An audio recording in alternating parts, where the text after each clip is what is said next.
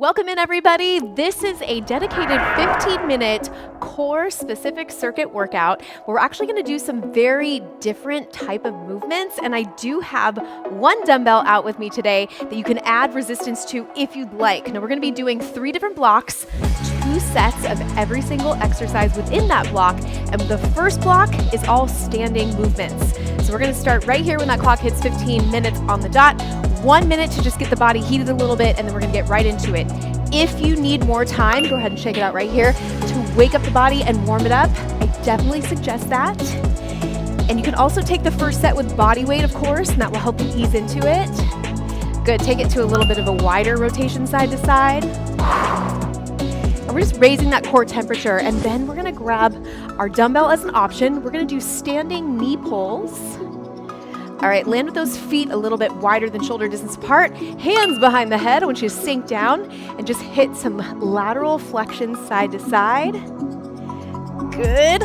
Activating that core. Land in the center. You're gonna hold. Little twist side to side. Good job. And for your last few seconds, we're just gonna jack the feet and reach down just to raise that core temperature. And then we're gonna go right into our first set of standing knee pulls with or without resistance. 3, 2, 1, 15 seconds to grab your resistance if you'd like. Now I have 2 movements in the first block, and again, we're gonna repeat them 2 times through. 45 seconds on, 15 seconds of transition. If you wanna use weight, go ahead and bring it up at chest height, or you can raise it up all the way overhead. And here we go, standing knee pulls. Now, one thing that is so important is how your core actually is such a key feature. You can keep it here. You don't have to go all the way overhead. Your core is so important in stability and execution of raising each knee and controlling. And I'm pausing between talking because I'm feeling it, and I want you to do the same. So as we go through these movements today, and again here, you can bring those arms overhead. I want you to just feel the activation of your core. Now, if you don't feel it, final 3, 2, 1, check the positioning of your hips, because you might want to tighten up a little bit with those lower, deep transverse abdominis. Okay, next move, reverse lunge. You're gonna twist towards that front leg. It's less about the lunge, it's more about the twist. Begin right here, so you don't have to go super low. I just want you to feel the rotation in your core. So that's level 1. Level 2, you can give me a little bit of a dip and twist. So we're hitting a little bit of an angle. And again, you don't have to go super low. We're just staggering that stance so you can give me a nice rotation and really use those abs. One feature today, you'll be happy to hear, no planks. Ooh, excuse me, there's one at the very end, but we're moving with our upper body. No static planks, I should say. This is all gonna be very active and hopefully movements you have not been incorporating. Finish your last one, shake it out. We're gonna go back to the standing knee pull, and hopefully you will start to incorporate these, because training the core in all different ways is so important to our overall fitness and really stabilities for all of our strength moves. Okay, bring those arms overhead if you're using a weight. Actually, you can bring the arms overhead if you're not using weight as well. Just use it to activate and really crunch. So standing knee pulls, I believe, are so underutilized. And it also is gonna help you really tie mind-muscle connection to your core. Good, keep going, you have 20 more seconds, because as I mentioned, your abdominals play a big role in even lifting of the knee. So I want you to connect mind to muscle. If right now you're not feeling it, this is an area of opportunity for you to grow and strengthen that mind-muscle connection. 3, 2, 1. Quick pause. Take the weights down if you'd like. Shake it out. Second set, reverse lunge to rotation. We'll take a little mini break. I have our next block coming up next. 2 new exercises. And let's begin. So step back and give me that twist. Now, if you want to go low, I'm not going to be opposed to that. What you will feel is that it's going to actually, you're going to feel a stretch through your hip flexors a little bit more. So if your hip flexors are tight, don't go as low because I want you to focus on core. And you can dip as if you're putting the weight in your pocket, side to side. And give me a little bit more of a twist and a drop. I was gonna turn and face you, so I'm gonna do that right now. Check it out. As I come down, my hips stay square. I just give myself a little bit of an angle shift and a weight shift. And I'm using my abs. Finish your last one. And shake it out. Okay, next move, and definitely take a little bit of a water break if you'd like. We have a full minute as we transition to the next set. So check it out. You can do this standing, or I'm gonna recommend we do this in a kneeling position because you're gonna actually be able to really tighten up the core even more because we're not worried about ankle joint or knee joint. It is just from the hips up. However, if this isn't a position that your knees want to be in, you can either put something underneath them, we have 30 seconds before we start, or you can do this standing. But we're gonna do a halo, and you're gonna bring it back by your side. You're gonna keep that halo really tight to your body, and you're gonna use your abs to kind of control the movement, so to speak. 10 seconds before we start, watch. So as I come through, I'm giving myself a little bit of a twist to the side as I finish, shifting my shoulders. I'm controlling with my core. Come with me now, first set.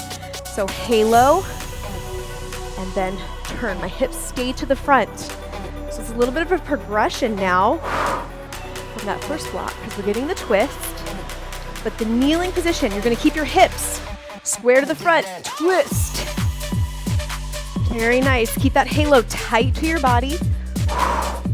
If you don't have resistance with you, that's okay. You can still be moving your arms in this motion. And our time is the same, 45 seconds in our set, 15 seconds to transition. And we're gonna come down to a seated position next. 5 more seconds. If you're standing, just make sure your hips are staying square to the front. And go ahead and pause here. Okay, coming down to a V-sit position. We're gonna do a full roll through. You can do this with or without resistance again. Come with me now. So you're gonna come all the way, reach overhead. And now I do want you to lift a leg and alternate that single leg V up at the top. This is one of my absolute favorite movements because you definitely get that unilateral contraction and really a great squeeze as you feel with the entire core. Awesome job, team. Coming all the way up, squeeze, exhale. And these are your 2 moves. So we're gonna repeat these again. Go for big range of motion. You can bring the weight into your chest if your shoulders feel it, because we are focused specifically on core. Break right here. I'm going really quickly through them and then also wanting to stay in them longer. So take a quick break here, you earned it. And come to the kneeling position or standing, and I'm gonna give you a couple extra seconds. If I go a little over, I'll give you your full break and maybe a little extra. Okay, hips to the front, 5 seconds. We're gonna go into the halo, and I'm showing you standing. I will come to kneeling, and here we go. So control, same thing as when I was in my kneeling position, and I just turn, but very important to keep my hips square to the front. In order to keep my hips square to the front, what I do is I don't go all the way if it requires my hips to release. So you're just going with what your core can control. Square those hips and then turn the shoulders side to side. Nice job. Very different, non-traditional style core movements here in the beginning. And just trust me. Mix these in, practice them. Anytime you can do different movements, it's so good for our bodies. All right, break.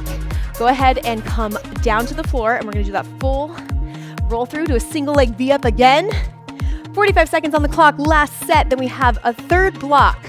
Starting in 3, 2, 1, let's go. All the way overhead, come up, single leg.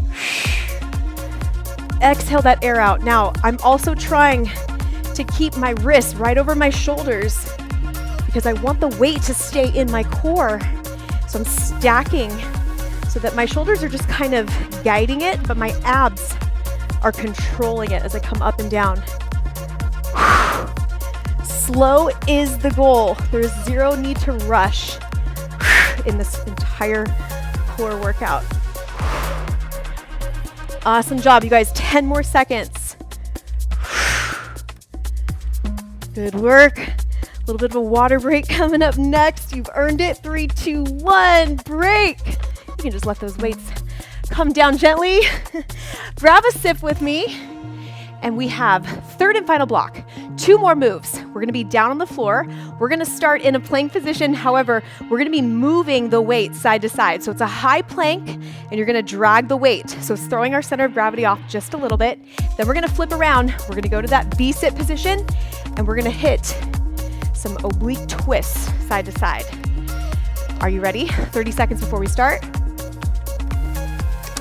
It's gonna take us all the way to the end. Go ahead and come down.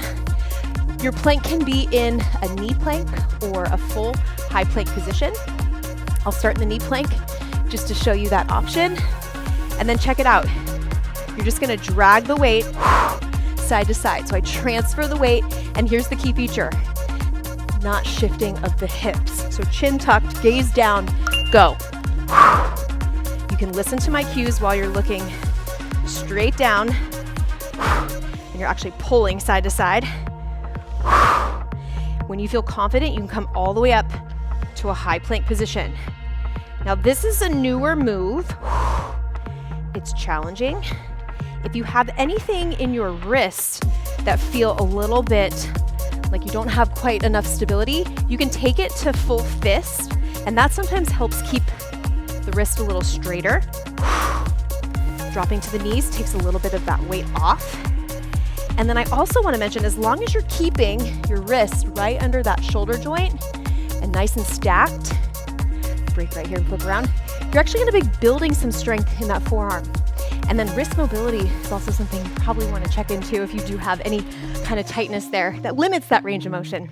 Okay, oblique V-sit twist. Start with the heels down, come here. You're going to come all the way down to a twist, up to a seated position, and switch. Good, now some additions that you can make. You can raise the weight up overhead, and you can also lift the feet in that full V-sit position if you'd like. Just creating a little bit more instability for your core to activate and create more stability. Good, keep it up. Twist, lift. Good, less than 10 seconds. We're flipping back around to our plank. You get to do these yet again. Break right here, flip around. All right, team, we've made it to the end. Last 2 moves, you are done. So pick your most challenging yet also effective positioning, whether it's high plank or low. And let's go. Drag that weight side to side. Do not shift the hips. This can be down. If you've never tried this before, I actually really do enjoy the extra stability of being in this position. Just don't lock out your elbow. So you want to have a nice, just kind of lightness through your arm. Stack your wrists right under your shoulders.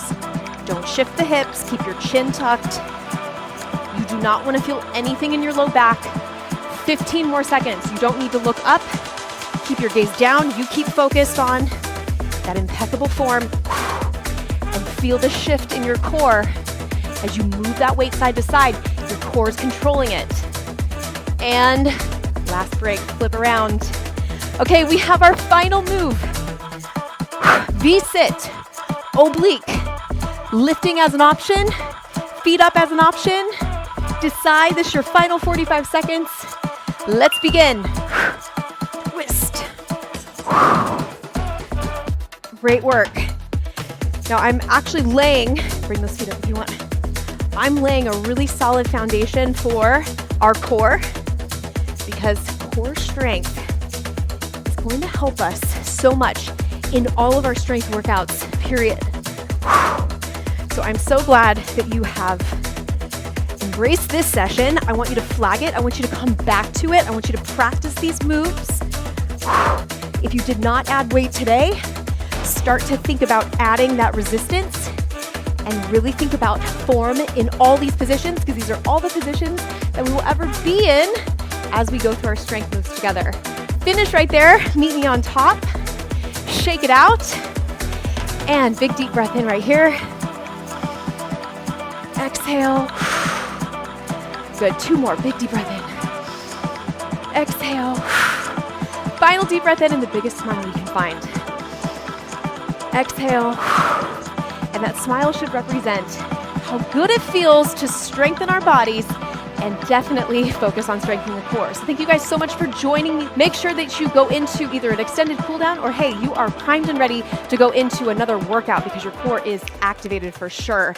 We have a lot to get after, a lot of strength to build, and I can't wait to do it all right next to you. I'll see you guys next time.